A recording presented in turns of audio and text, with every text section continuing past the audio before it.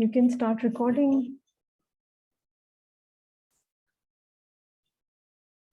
Assalamu alaikum, everyone. I welcome you all to the webinar on one of the topics which is very close to my heart, and I'm sure the feelings are very mutual.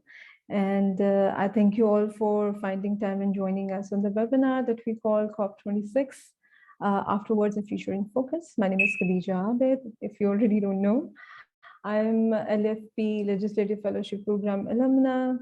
I'm a policy analyst. I call myself a climate enthusiast by profession. I usually work in climate smart disaster risk management. I'm also an author of Pakistan's first community-based climate change curriculum.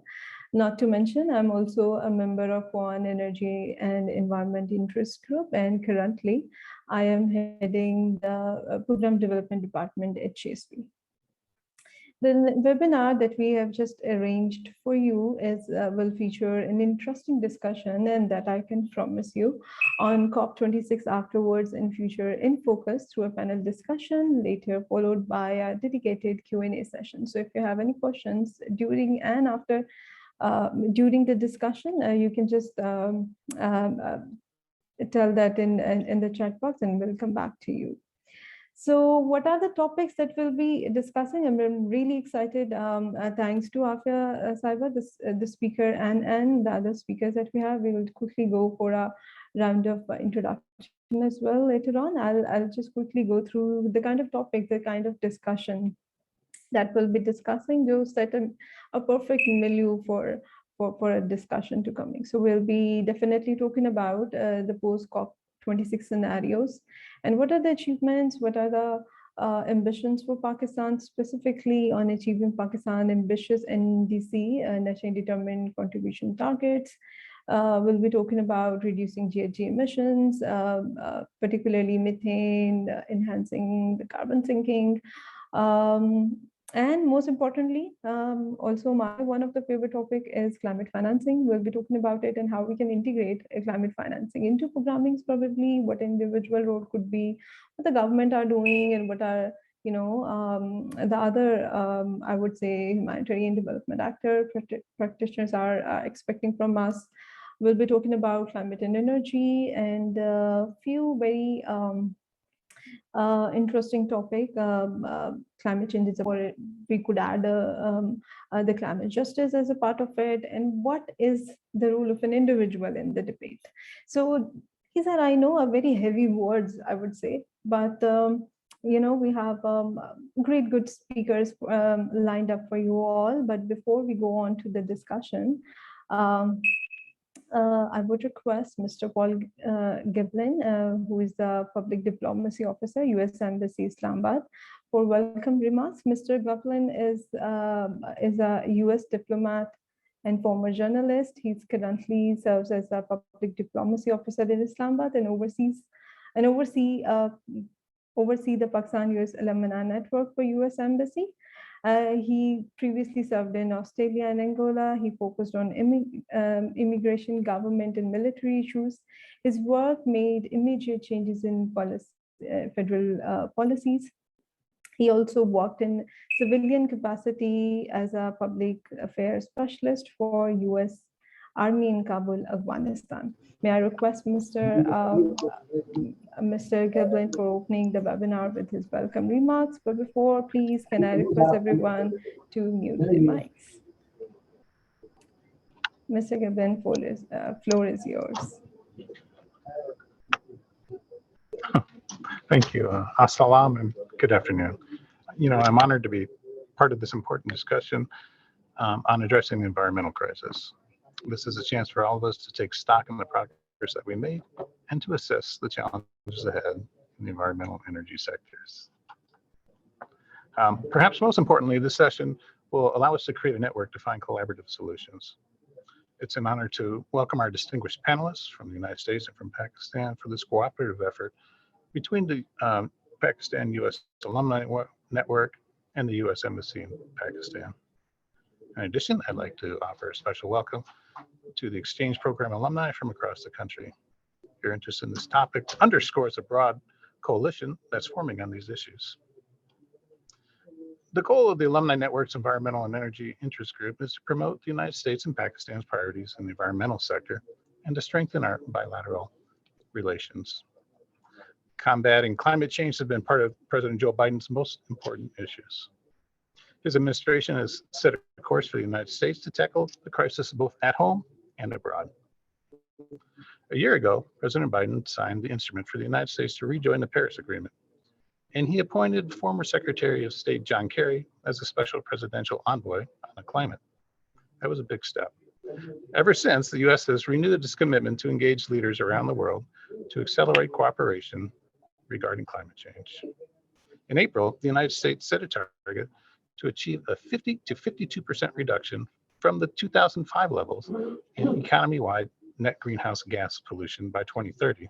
In addition to that, they set the goal to reach zero net emissions economy-wide by 2050. These are ambitious goals. Fortunately, other countries similarly have made dynamic commitments as we get closer to the next UN Climate Change Conference in Egypt later this year.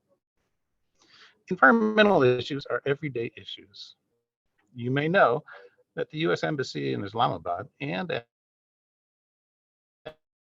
our 3 consulates in Lahore monitor, collect air quality data, and we publish it online on Twitter and a smartphone app called Zeph Air. In fact, I have it loaded on my own phone, and I look at it every day. Good air quality is imperative for human health and for economic prosperity. It's also important to know what types of pollution are in the air so we can develop strategies to mitigate them.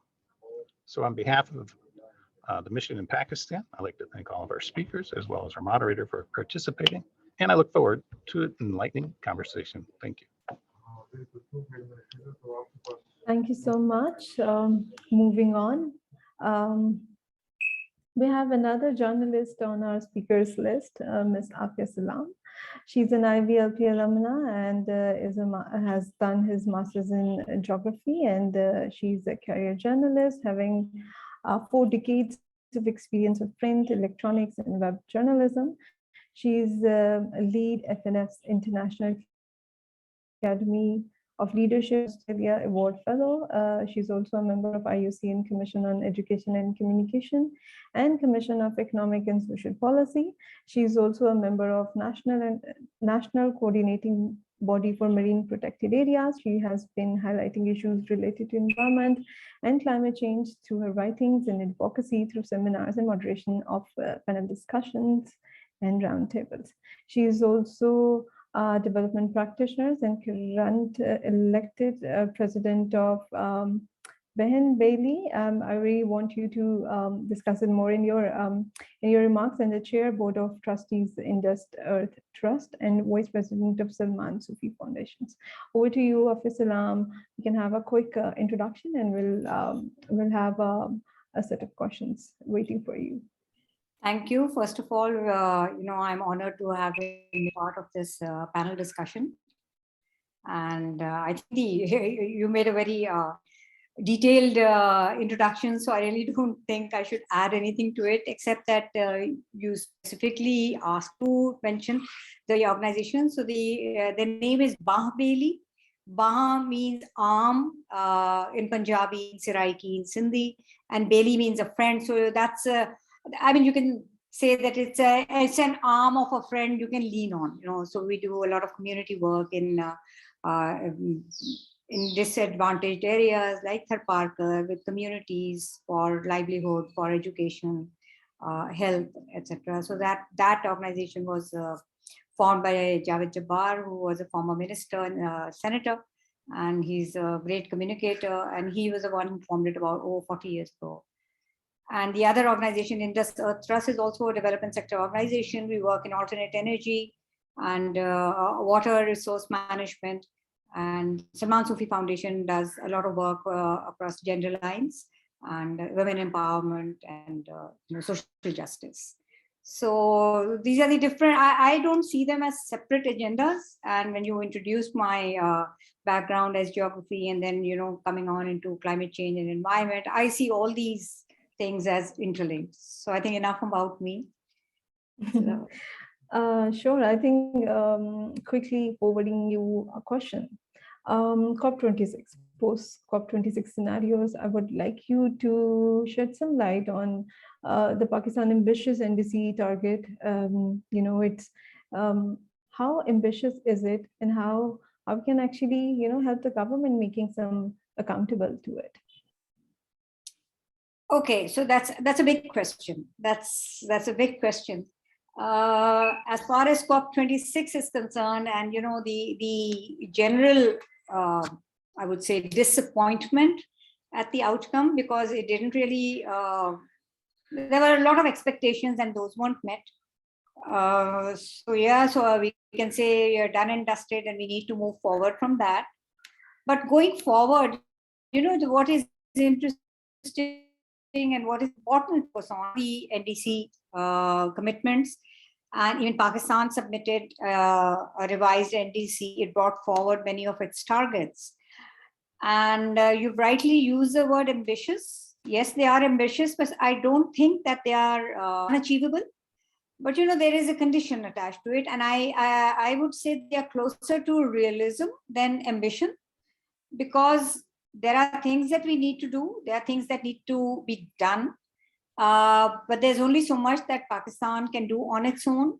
And because climate change is a global issue, and a forum like COP through all these years, it is expected that there would be this collective solution finding and resource provision, which would help the countries which do not have the resources to do what is needed to be done as far as emissions cuts are concerned, because that requires not just, even for mitigation, it requires resources, but it also requires the transfer of technology, then actually some technical fixes which can speed the process up. And this I'm only talking in the context of the mitigation right now.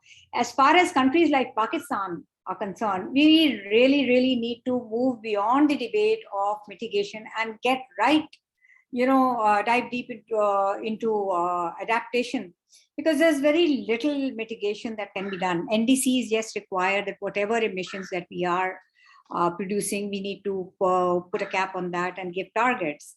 But we are barely 1% of the global emission count. And despite that, Pakistan has made commitments, but it has also shown that these are conditional. And an apology to everybody. There's something wrong with the video, so it will keep freezing, and I'll keep trying to put it on. So I just wanted to give that disclaimer in the middle. So as far as that is concerned, the government of Pakistan, if you look at all the statements that have come out post COP26, you see Malik Amin Aslam, you see other people explaining what happened at the COP and explaining what Pakistan took to the table and what it brought back. It all says that in good faith, we are making the commitment for reduction in GHG per capita and overall. But there are conditions. There's so much that Pakistan will be able to do on its own with business as usual. And for the rest, we require, the world's help. And we must remember that we sit right in the middle of a region which, has a quarter of humanity. If you look at the populations of Pakistan, China, India, Bangladesh, all our neighboring countries, and that quarter of humanity, a big chunk of that is way below the poverty line. By any standards, any measures you see, there's a big chunk. So there is that imperative on these countries to pull them out of that and give them a better life. And because that kind of a development trajectory has demanded an increase in emissions, which we specifically see in the case of China, that it lifted billions out of above the poverty line. But look what happened to the environment, in trying to accelerate the process. Now that is a lesson learned, but it also is a reality that nobody's going to put the brakes on their development. That is going to be priority number one. And what can happen, of course, like Paul just mentioned, that there are companies, there are countries that are signing on to these targets, which we call net zero. I'm not really enthused by that term, but I will not be dismissive, frankly, because, net zero, even if it is an aspiration, it's good because then it allows, or it, makes the companies better their processes, makes those emitters be cognizant of looking for ways to reduce their footprint, their carbon footprint. And if that is one thing that it can achieve, that goal, I think that's a good thing. But then, net zero again also requires a lot of input before we get to that target. So I know it's a very long-winded and a very non-specific answer, but that's where we are. You make the commitments, that is an aim. We need to, that's a goal. So we have to achieve that goal. But there are so many other things that have to be achieved to reach the goal post. And I think all those things have to kick in together. And as far as the question of inequities and the global north having to bear more responsibility, because getting us where we are as far as climate change is concerned. So without getting into any finger pointing and the blame game, unless and until more help, let me use the word help, is provided to countries who have the good intention of cutting emissions, I don't think the actual thing is going to happen. So I'll stop here. Rightly put. There is, I would also add that there is no stop to this discussion. It's keep coming back from different angle. I think I want to include Anne Sackville-West as well to the discussion. Anne is an economic officer of U.S. Embassy in Islamabad, majorly covering the energy. She joined the Foreign Service in 2017 and has served in Karachi and Kuala Lumpur. Prior to joining the State Department, she worked at Boeing and Pacific Gas and Electric, and earned a BA in Business Administration from University of Washington and MA International Law and Diplomacy from Fletcher School of Tufts University. And we have a question for you, probably. I would ask, on the same line that I've asked from Afia Salam, but I would really want you to include also the methane crisis of Pakistan and, the carbon sink. I just might add one thing is, I also see a lot of initiatives from from the US Embassy as well, and also from small grants as well. Now they discourage only having a tree plantation, only sinking the carbon. What's your general view, a view on the carbon sinking and methane crisis on, targeting to reaching to the NDC ambitious target? And Khadija, thank you. And thank you for the intro here. I think that by leading with the methane piece, you introduced a great segue for me. I'm going to start with our broader partnership first, and then I'll drill down into methane. So climate crisis is the crisis of our generation, and we are all in this together. The United States has assumed the mantle to lead by the power of example, and the Biden-Harris administration has been committed to mobilizing a whole of society approach that will pull from states, cities, businesses, large and small, civil society groups, and others to create a net zero clean energy economy that's beneficial for all. Pakistan is a crucial partner in addressing the climate crisis. As one of the top 20 greenhouse gas emitters in the world and the 7th largest methane emitter, Pakistan's emissions reductions are actually critical to making a difference.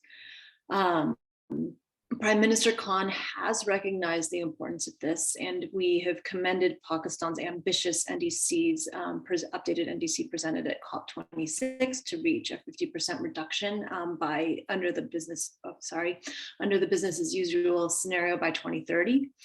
But approaching this is going to require a hard look at methane emissions.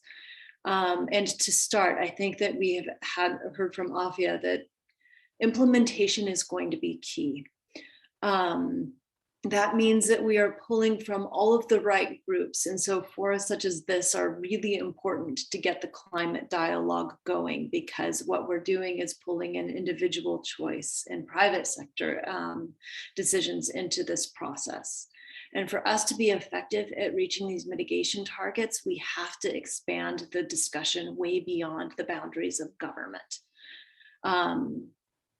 So Pakistan's methane emissions, like I said, are estimated to be the 7th largest and growing in the world.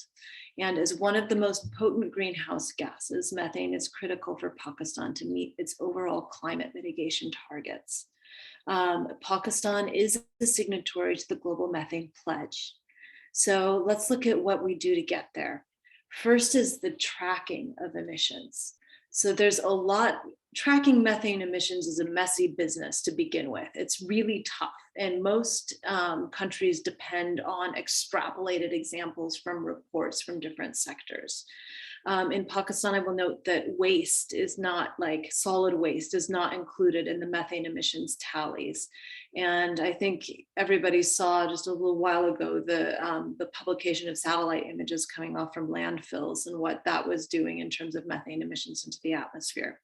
So I do think that there, in addition to, there's a lot of area for collaboration in terms of, number one, tracking these methane emissions. Figuring out where the priority areas are to start sequestering those methane emissions, repurposing that methane for other uses, such as waste to energy or such as just the capture and storage of methane. There's an opportunity to, as Pakistan builds out its economy, I think Afia did a great job of setting this up. Economic development is key. The advantage that Pakistan has is you get to think about how you develop economically to bring down the methane emissions and GHG emissions from each sector. And when you're building from the ground up, you actually have a lot more leeway as to how you build going forward. I do think that working groups such as the US-Pakistan Climate Working Group, which we launched on September 20th of last year, will be a critical forum for those kinds of lessons learned and sharing and ways that we can complement each other on building and learning from this experiment in economic development under a time of constraint. The benefit of doing that is, in constraints, there's always opportunity. In change, there's always opportunity. So I do see this as a tremendous economic opportunity for Pakistan to develop in a different way. Over. Thank you. That was, very brief and very concise on telling the methane crisis. I think I'll go back to Afia. Afia Sahiba, regarding the question that we were just discussing before, the climate change is a policy level issue or not? As Anne also said, we really need to go beyond what's the government can do and what's the government cannot do. So Afia Sahiba, what's your view on, climate change as a policy issue? Can we include the climate justice and the justice movements around it? Thank you. So, of course, it's a policy issue. There's no doubt about that climate change cannot move forward. The debate on it or any of the actions on it cannot move without its policy guidelines. But then we have to look at it that these are, first of all, global policy has to be there. COPs actually try to frame that. I know that I end up sounding cynical, and there are people, and when they throw figures at you, they make you see things that you don't usually notice. But a very good friend of ours in the climate fraternity is Rafi Alam, who's a lawyer, climate activist as well. And he's pointed out that this is the 26th COP. And if you look at the trajectory of the rise of the global emissions, it's a 26th year with the continuous rise of emissions. So we've been having COPs, and they've been laying down policies, they've been laying down guidelines, they've been making demands, and yet, the emissions keep rising. So that does not, of course, mean that we should abolish it, because a lot happens on the, at the negotiating table. Maybe not enough, but yes, it does happen. So there is this progress. In the absence of policy, of course, everything would go haywire. But having said that, policy, if that is supposed to be the at the top shelf, then what supports the policy also has to be seen as equally important building block, which is dialogue, which is stakeholder mapping, which is stakeholder input, which is the, which also, like Anne mentioned, the mapping of the GHD. We also need to map the people, the areas, the ecology, the ecosystems that are the hotspots that are developing. So, once you start putting those blocks in place and taking a focused approach to seeing what the threats are and what the solutions will be, those things have to be reflected in the policy for it to be any good. So at that level, how do we map those things? It's the scientists, the academia, the activists, the community members who bring that knowledge to that table, which actually has to go into the framing of the policy. So, I mean, that's again another long-winded answer, but yes, we cannot do away with policy, but before that policy is framed, or there are a lot of other issues, like you mentioned, climate justice. Is the policy that is formulated at the end of the day, does it reflect climate justice? Does it reflect resource equity? Does it have the voices of the marginalized and the most impacted, taken into account? And then are we tailoring the solutions that the policy is supposed to implement? Because policy in itself doesn't do anything. There has to be an implementation mechanism or along with it. So is that taking into account all those things when taking solutions and also allocating the needed resources? So policy is not just a document, it's a whole process that we need to be cognizant of. And I would like to also,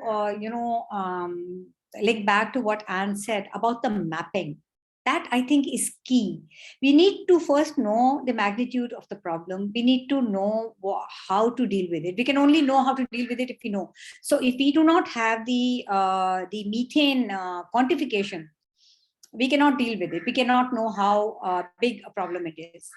And I'm happy that we are starting to seeing not just this, but a carbon stock taking also.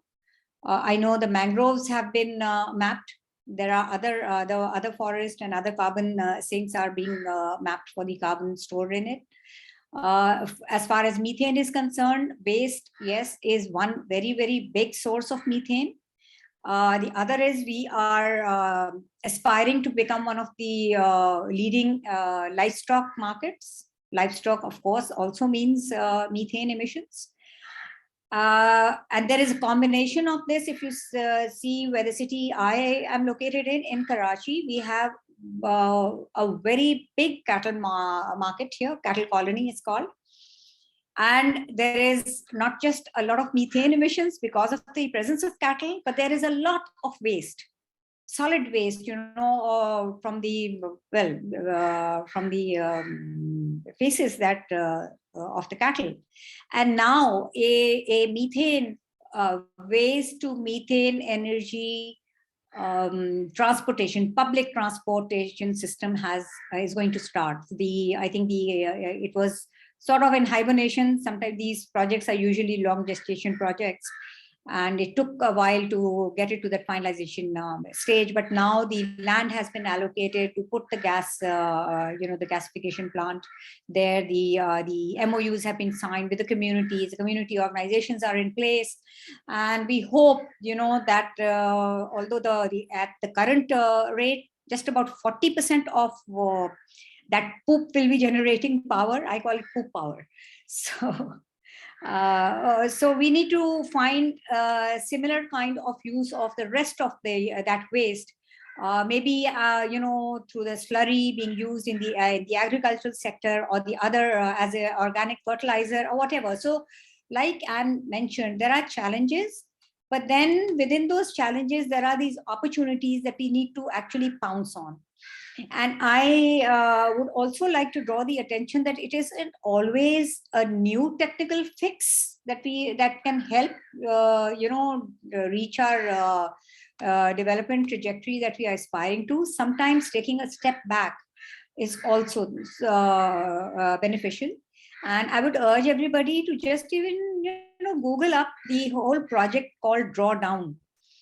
There were a lot of scientists and academia involved in the Drawdown project, and which showed that without compromising our quality of life, there are some things, if we take a step back and not go just for the the technical fix, we can still reduce the footprint on the ecosystem, on the earth, on emissions, and still lead a good enough life. So, there's a whole book that has been published, and they have a website. And I think it's very rightly said, for countries like Pakistan, we don't really have to go to that path and make all those mistakes and then go to the solutions. We've already seen the mistakes on the development trajectory, the unrestricted growth path.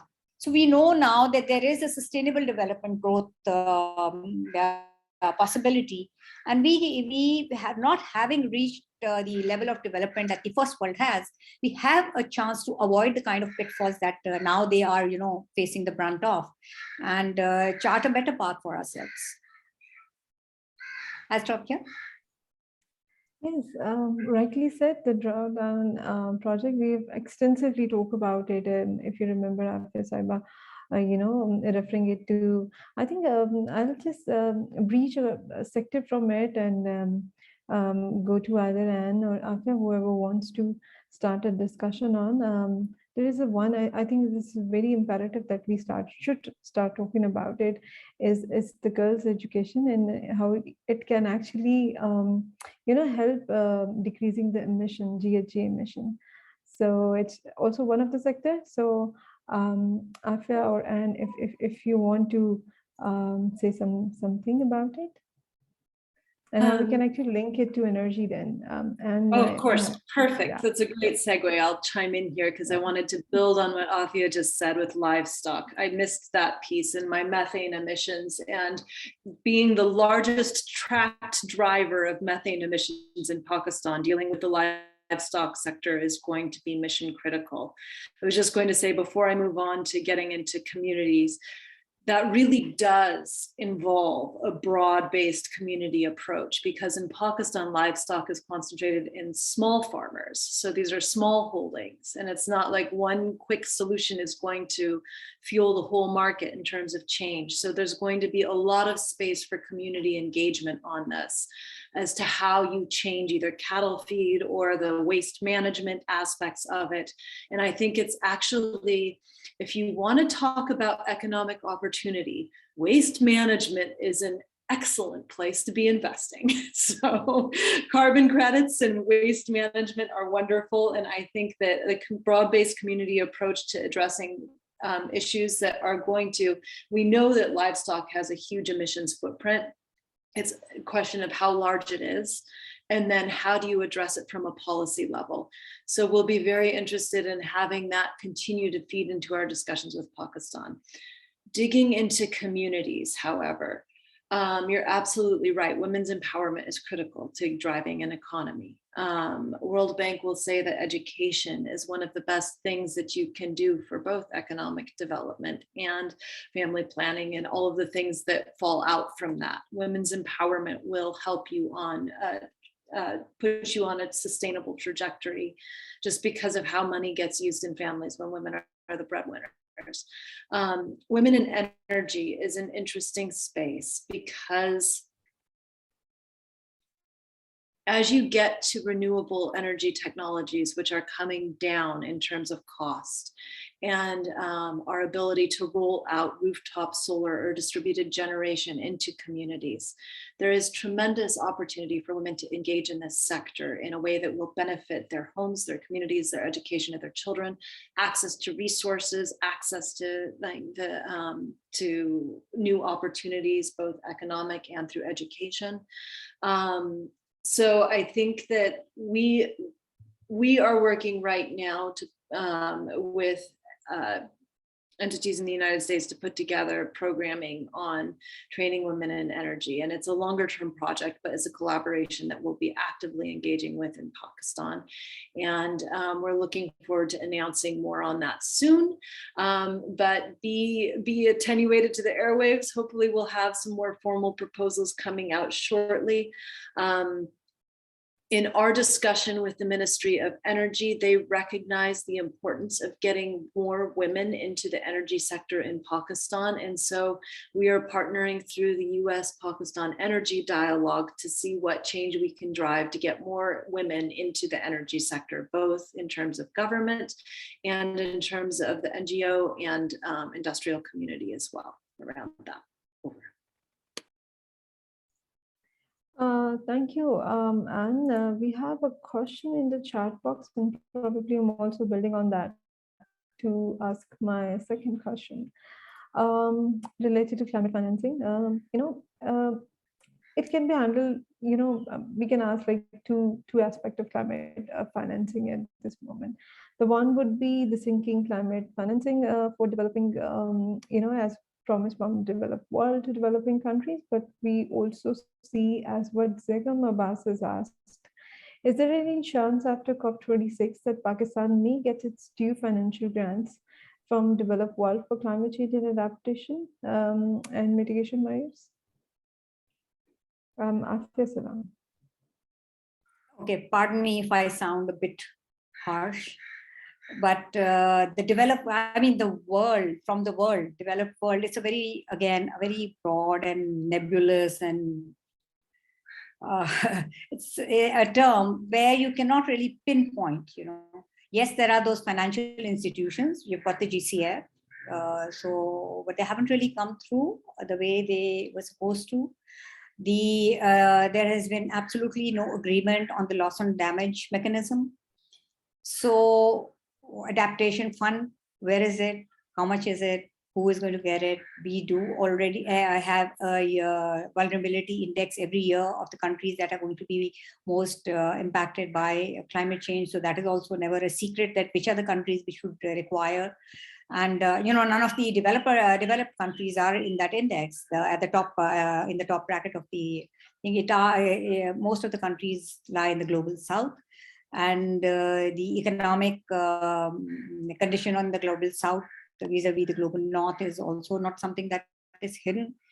As far as Pakistan is concerned, I think the way I look at it, and I could be absolutely wrong, I'm not a financial analyst, I don't really have a head for figures or any such things, but seeing the kind of trends, I think it'll now depend on each and every country on how it packages its need, and maybe at a bilateral level with countries like Anne just mentioned, there are things happening at the US, the collaborative things that are happening, the cooperation in energy and alternate energy, especially, and other fields. Maybe those are the fields that Pakistan can, sort of make these customized packages, that this is where we need assistance, and this is a country where which country we can approach in this particular field, because there are countries which support biodiversity, it's higher on their agenda. There are countries which are more focused on alternate energy. There are countries which are focused on policy mechanisms and governance tools and monitoring and evaluation and transparency. So it's a full jigsaw puzzle on the table, but I don't really see at the global level any one institution being able to put all those pieces there together. So I think a country like Pakistan should see its allies, see which country is willing to assist it in which manner, because all countries also have their own priorities. Like Anne just mentioned, the US is focusing on emissions cuts and alternate energy. So that is and we've already had collaborative thing, even at the community and NGO level. I know the organization that you had mentioned in my introduction, one of those organizations, we've also had assistance for a community in rural Sindh, and we gave them a solar grid, and it's transformational.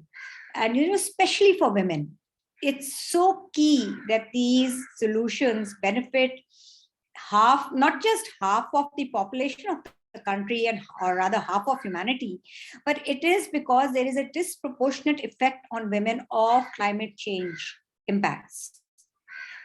They bear a greater brunt, and there is an urgent need to pull them out, of those. If you allow me one small example. When we went to that community, I don't know if I've quoted this example in our earlier interaction on the same subject, but there are these women, when you're doing community interaction, everybody's sitting around in a circle and talking, and the women were in the outer circle. And no matter which community you go to, how impoverished they are, everybody's so hospitable that our NGO people, they were offered tea. And when they looked around, they saw only the men were drinking tea. The women were not. And they said, why aren't you drinking tea? And then they told us that the women do not drink anything maybe an hour or two before it's dark, simply because there are no solutions, and they have to go for open defecation towards the bushes, and it's dark. It's they could be animals, they could be insects, there could be human threats over there. So they stop drinking. Their liquid intake is so low, and most of them then suffer from gastrointestinal problems. Now see where it started from. It's just a question of energy, so lack of the energy which would allow them to have a safe access to a sanitation facility is actually linked to their health. So the village that we gave those lights in, we had a perimeter lighting other than the light into the house. There were street lights, so they could at least, that area where they had to go to relieve themselves, that area should be lit. And of course, there are other, the employment opportunities were there, because now the daytime chores, they could, after the daytime chores, they could sit. They are very, very good in crafts, in embroidery, in all these things. So that builds in a complete chain of a better life for them. So we must not think of only just one solution, because it has a domino effect, and it has a positive domino effect. You break so many barriers, once you give that fix. So yes, communities are essential. Community uplift is essential in when you're looking for solutions. And the finance, it doesn't have to be one big chunk. We can eat this elephant bit by bit.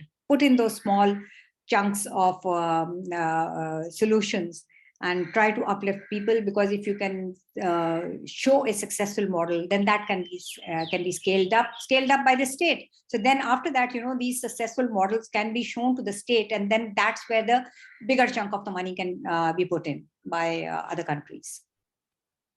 So that's a very non-economist view of how the finance could work. Yes, all this sector, there's one no fit formula for, how to mitigate for climate change. I think, taking on to what we just discussed, I really want to discuss about the gender susceptibility due to changing climate, probably. There's, as Anne also has discussed very briefly in Women in Development, the WED, and how it is actually has been connected with the climate and energy debate. So, Anne, would you just want to add anything else to climate and energy debate? Keeping in view the gender susceptibility as well, how we can include other genders as well. We do talk about women, and we do talk about men and their inclusion, but we really talk about transgender. So any other community groups, the ignored gender, probably. So they are more than the other groups.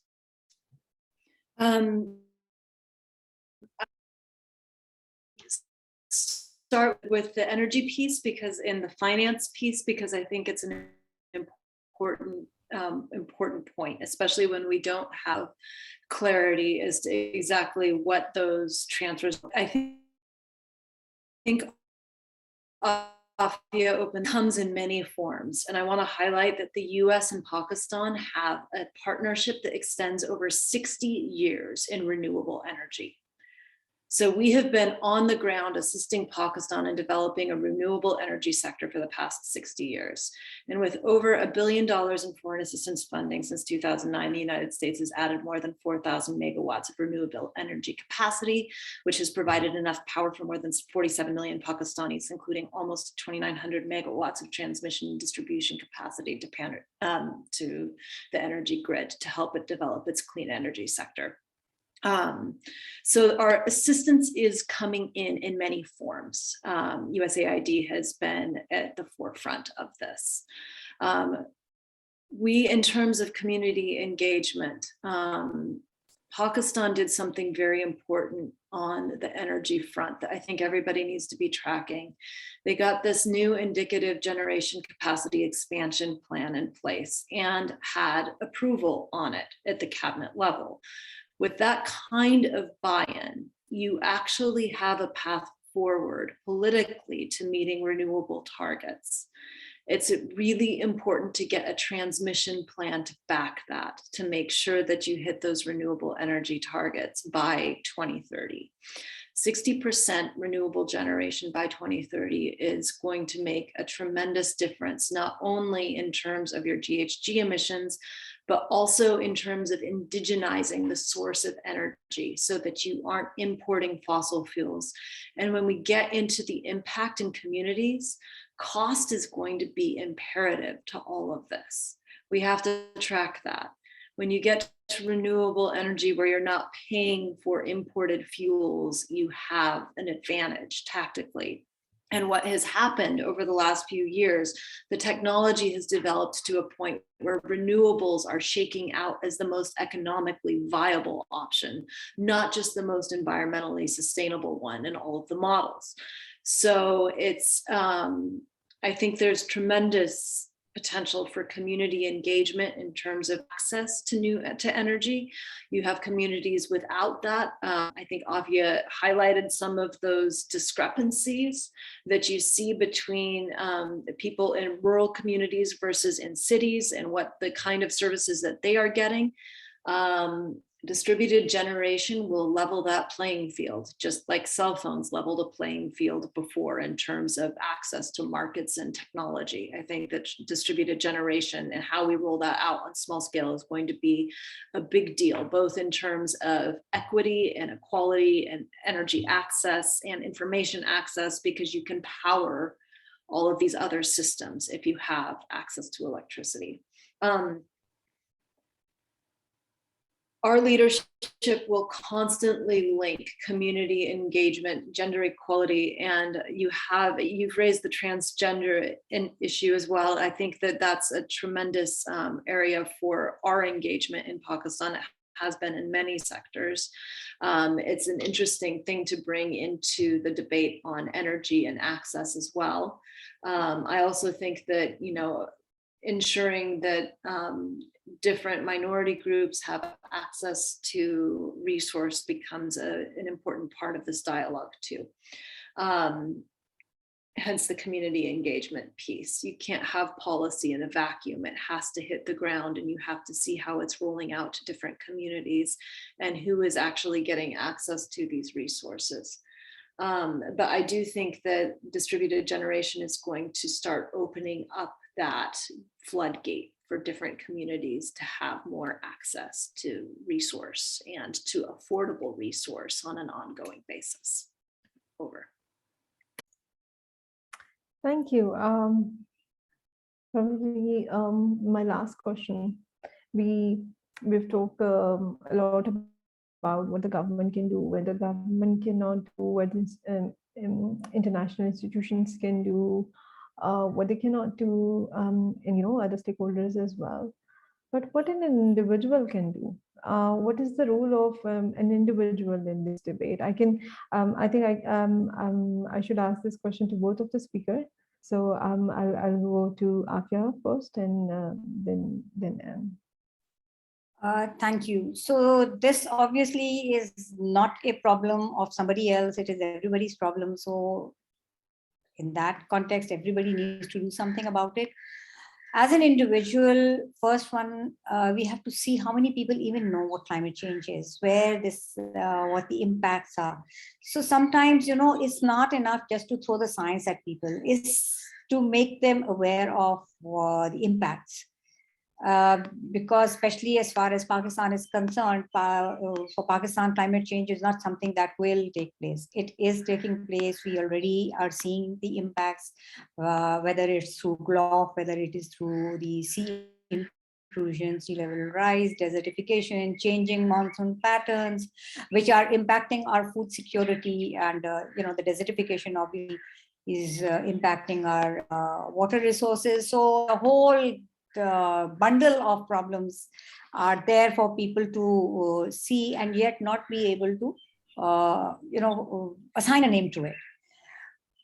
So awareness is key. Awareness is key to where we have to tailor and customize the kind of awareness everybody can be given. The communities need to be aware of what to arm themselves against, because disaster preparedness is also something that is linked to climate change impacts. We cannot just say that we are going to be impacted. That is also part of adaptation. Whether you have to move, you have to shift, you have to adapt your livelihood, you have to adapt your lifestyle, the kind of resources that you have access to or you are used to consuming. So all those things are there. And then there are these other segments of population which need, through education, through school education, through teacher education, in the academia, through research, to come up with solutions. So this again is a 360-degree thing that we are looking at. And I started as a journalist, and somehow I've morphed into an activist. I don't know if that's the right word for it. There are many journalists who are passionate about some specific subject. They turn into activists. So yes, I will go and picket on the roads, and I also go sit in dialogues, because I think an activist shouldn't just be somebody pointing problems. They should be seated at the table where they can also give an opinion and listen to others sharing solutions. So I think we have to get more people engaged, and then that individual responsibility will come after individual realization comes that this is something we are in it together. And to understand the others' problems, we have to make room to accommodate the others. The climate-induced migration is something that's going to hit us big. It has started. We haven't yet been able to understand the magnitude and the actual push and pull factors, because we have always had some kind of migration. We've got economic migrants, we've got seasonal migrants, but now we are increasingly seeing signs of climate-induced migration. And that has a clear nexus with disaster preparedness. And we are not there yet, again, to be able to understand. So once those things are spoken about more and understood, then I think each individual will also get into that kind of a space where they will be able to take some kind of action which will either inure them against the kind of threats that they will be facing, or become a contributor to the solutions. So I think this is something that starting from an individual, we have to get the smallest unit, maybe family, then a community group, and then bigger, a village or a town. All those things, this again is a whole chain. You cannot just say that only an individual can do. An individual can only do so much and no more. But that individual is at the center of things. It is at the center of problems, and it has to be, he has to be, and she has to be at the center of all the solutions that will be targeted at. So it's a big ask to be able to tell everybody, to be able to engage everyone. It's a big country. It's got a lot of problems, but I don't think that this is something that we can, postpone. This is something that has to be done in tandem with all the other measures that are taking place.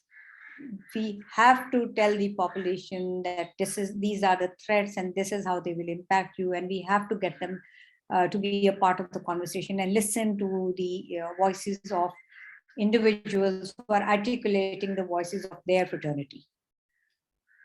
Sure, thank you. And the same in this climate energy nexus, probably. Well, okay, so I would have to say that the individual is a central part of the efforts that we are undertaking to really disrupt the status quo.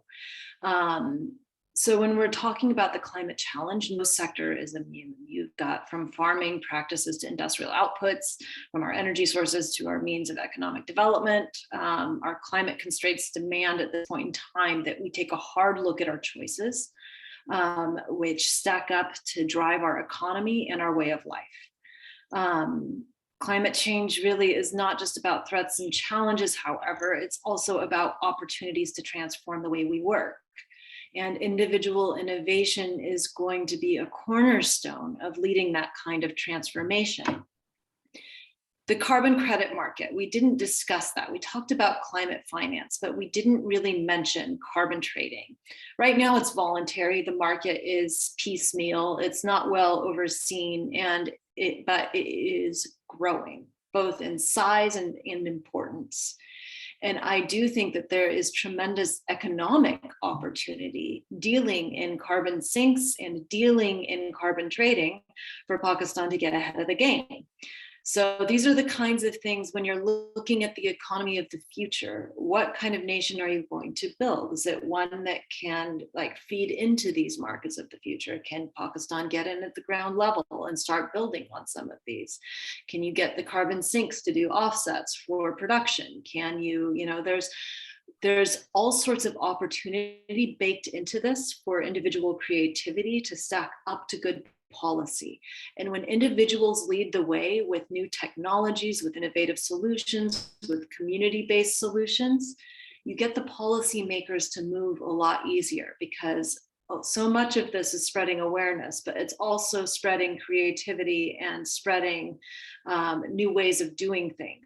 Because once people see what's possible, then you start seeing emulation everywhere. People are starting to emulate what's going on in these new developments, and they'll start to capture the opportunity. So I do think that while we look at the need to change the economy and all of the hard things we're gonna have to do to deal in constraints, like with my economics background, I love looking at constrained economies. I think it drives the fiercest type of innovation in energy efficiency and efficiency of operations, waste management. All of these things are just ripe for development and for new opportunities. So I actually see the individual as paramount to this, and I think it's not all a negative story. I think there's a tremendously positive one, and that Pakistan is at has an incredible opportunity to develop the economy of the future.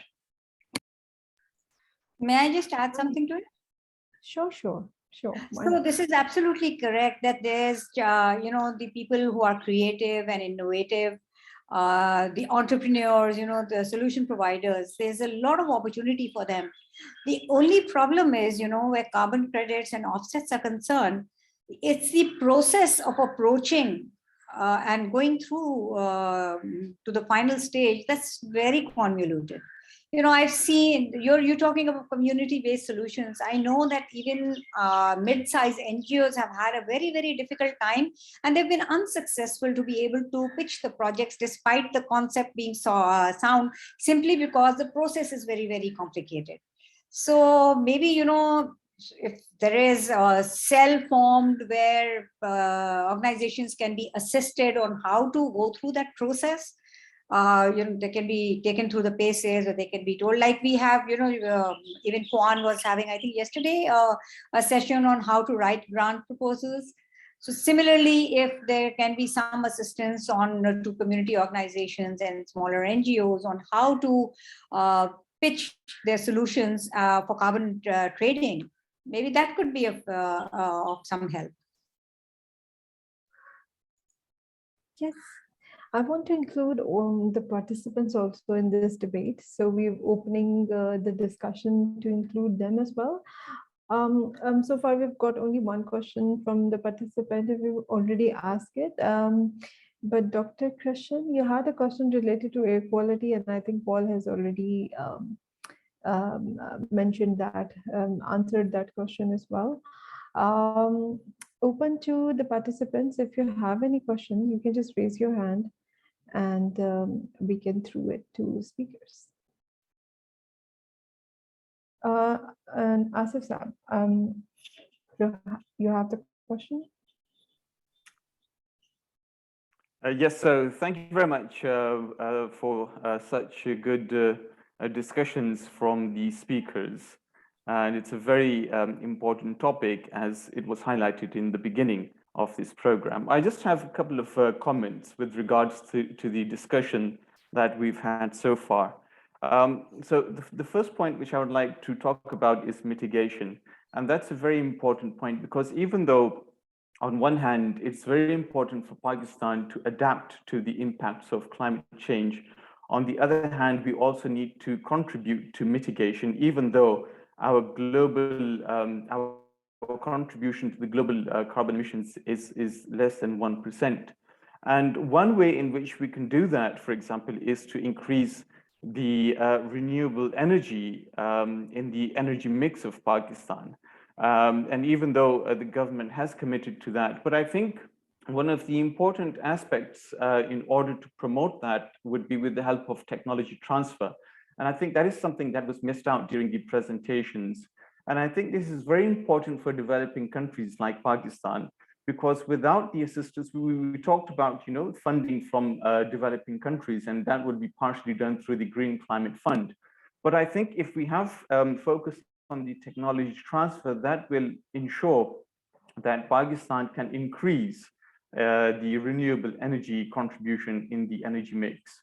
So that's one point which I wanted to highlight. I also agree with Afia when she talked about this concept of net zero. And I think that's a total misnomer. And I've tweeted about this so many times. And the reason is that this word net, that's where the problem lies, because the net also includes negative emissions, which can either be done naturally because we have carbon dioxide being absorbed by large carbon sinks such as forests and the oceans. But on the other hand, the focus nowadays is on the carbon capture technology. So different climate technologies are being promoted. And I think that is very expensive. It just removes carbon dioxide in very small concentrations from the atmosphere. And we have a very few stations all over the world which are actually running on experimental basis. So once we get rid of this term net and focus on ASAP zero, then that will bring a huge difference, because we need to get rid of the carbon emissions as soon as possible. The other point which I would like to focus on is the methane emissions, which Anne was referring to. So just before COP26, just a couple of weeks before, the global methane pledge was announced. And I think that actually brought a lot of distraction from the main problem, which is actually the oil, the consumption of oil and gasoline, which is disproportionately being used by the developed countries. And that is one of the major reasons why we have the issue of global warming and climate change. So even though in the COP26 meetings, discussions were mainly focused on methane as well as coal. So instead of phasing out, there was a phasing down of coal. I believe there was less focus on gasoline and oil, which is actually the main culprit of the fossil fuels globally. So I hope in Egypt next year, there can be more focus on this type of fossil fuel as well. In terms of the community participation, in Pakistan, we're actually seeing a lot of community participation for the solar energy, for example. If you go into the northern areas of Pakistan, where there are huge shortages of electricity, the communities, the people, they have actually installed these solar panels, and at nighttime you can see all these lightings on the mountains, which there is awareness. The energy is available, but there is need for subsidies from the government so that these technologies can be promoted at the community level. In terms of the point which Afia raised, as well as which Anne raised, in terms of what we can do for creating awareness as individuals, all these points are absolutely important. You know, I'm the organizer of the Environment Society at the University of Peshawar, and we've held hundreds of events to create awareness for environmental problems, including global warming and climate change.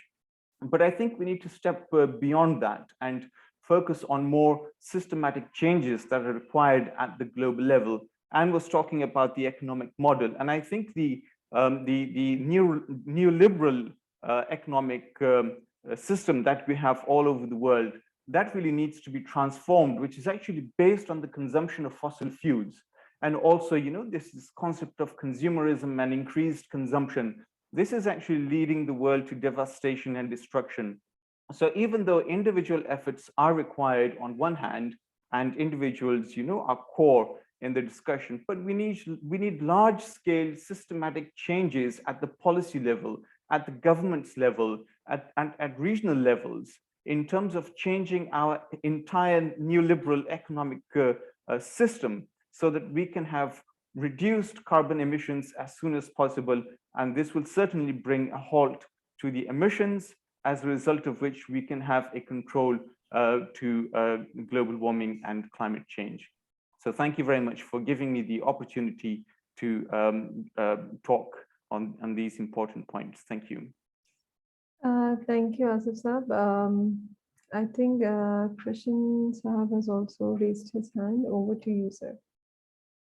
If you want to add something, or if you have any question from the panelist.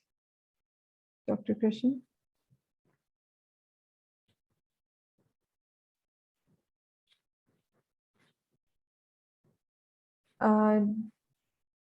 Dr. Krishan, can you hear us? Okay. I think we also have Kainat Javed as well, raised her hand. Kainat, if you have any question or comment to add. Assalamu alaikum. So I want to share one little activity which I have recently done with my students. They did this, they were reading this environmental literature. The book is titled as Caring for Our Planet. Sorry. Kainat, could you introduce quickly yourself and then the thing that you're adding? Okay, so I am the alumni of Global U Grad Exchange, and I'm currently working at Beacon House.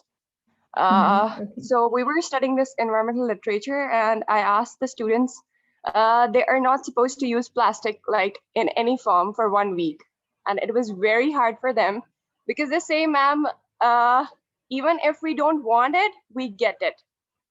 They get this idea, they get this notion that even if we don't want it, we get it. Means if we are going for a little, even like the candy or something, this is coming to us.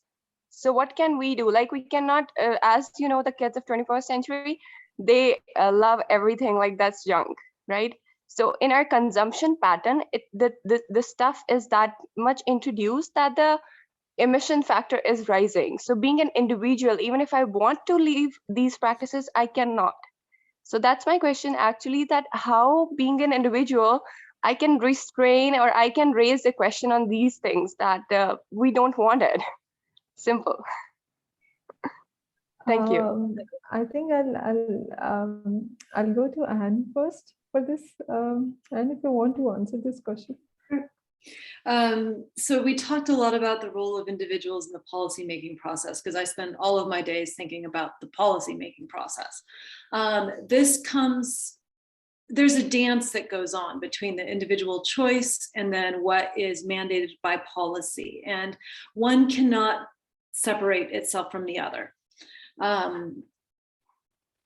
I know that in the U.S. we have bans on plastic bags in certain parts of the country, and we have other regulatory things that have come into effect to change how industry is producing certain products. there is definitely a space in the policy realm and in regulation and in to speak with your representatives here about the need to change the paradigm so that a more sustainable future is possible. But that gets back to the individual again. So you have the policymakers making these decisions, and then you have the individuals talking to them about how to make policy and also driving new solutions for how to package candy in disposable wrappers or in other kind of means to get to the same product. I think that that is all in question right now. How are we redesigning our economy to be more efficient? And it's not just individuals, it's not just policy. Everybody has to be in this mess together. Companies also have the opportunity, and there's the economic opportunity for you. If you are a company that can produce a product with the no plastic piece, all of a sudden there is an awareness and a demand for it. By creating the awareness, you're creating the market pull and the incentive to start producing these products so that they actually have a natural end to meet. So I think that it's going to be a dynamic circular process. It's going to be messy. Keep hanging in there and raising awareness among your students. Good on you. Over. Yeah, from this discussion, I also want to add, if we can sometimes also talk about circular economies and how we can actually reduce the single-use plastic, a linear economy into the circular. So, for some other day, of course. I think I'll, if we don't have any question, Dr. Krishan, I'll ask you one more time if your mic is working. Yeah. Actually, I hope, actually I put on the mic actually already. I thought my PC was good enough to get it. So yeah, it was responded in a sense, but not completely. I actually wanted to know if I can get historical data in Karachi, like area wise in Karachi, or like for where they have monitors. So I have been working on the same during my PhD at UT Dallas through Fulbright scholarship. So I worked on the same thing in Dallas, like to have a relationship with certain diseases in that area, and then linking them and then helping those EDs to actually forecast their patient rush for respiratory diseases in next few days. So I was thinking like similar kind of things can be done in Karachi and for like other diseases and other issues as well. If we have that particular data from Karachi, and if we know that this area of Karachi, like for example, things in Gulshan-e-Hadid will be different from what is in Gulshan-e-Iqbal. So like where are the monitors, and can we get the area-wise data, or there are certain locations where we can get the data, something like that. I think for that, first I'll go to Paul if you want to answer, and then probably you also take remarks from Afia as well, because she's in Karachi at the moment and she might help you in from where you get. So I have shared my email as well. So if like they're not like it may take a longer time to answer. So if they want to send me an email, then that's fine as well. Thank you. Okay, sure. Well, first I have to say, if you're calling from Dallas right now, it's probably 4 or 5 in the morning. So thank you very much for participating. We appreciate that. I'll get that information to you. Please do put your email in the chat box, and I'll. I'm not calling from Dallas. I said I worked in Dallas long ago. Yeah, thank you. It's fine. Like it's internet, so we get miscommunication. Okay.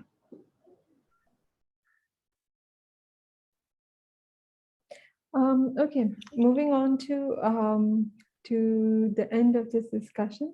It's really, hate saying that, but we'll have Mr. Paul to conclude that with closing remarks and a vote of appreciation, especially to the speakers and also the participants who gave their valuable time in discussion as well and in attending as well. Mr. Paul. Well, thank you. I have to say this has been a fascinating discussion. I've been equally thrilled about the possibilities out there, as well as scared by what I've heard. And it makes me think back to an economic forum I attended many years ago, and the economist was speaking. It was during a time of a recession, and he said, "This is a time of destructive creationism." And I approached him afterward. I said, "What are you talking about? Everyone I see, all my neighbors are losing their houses, they're losing their jobs. All I see is destruction. What is the creation part of this?" And he said, "I don't know yet. That's to come." And I think we're probably at the same point right now with environmental issues. We're at a breaking point, but I'm hearing a lot of good ideas. And I think it's these kind of forums that really get people together and can create that creationism that we hope to achieve. So I want to thank everyone, all our panelists for participating. I'd like to thank our monitor, the people who tuned in. This has been a great discussion, and thank you very much. Thank you very much for having us. Thank you so much, everyone. See you all again. Allah Thank you, Hafiz. everyone. Hafiz. Hafiz.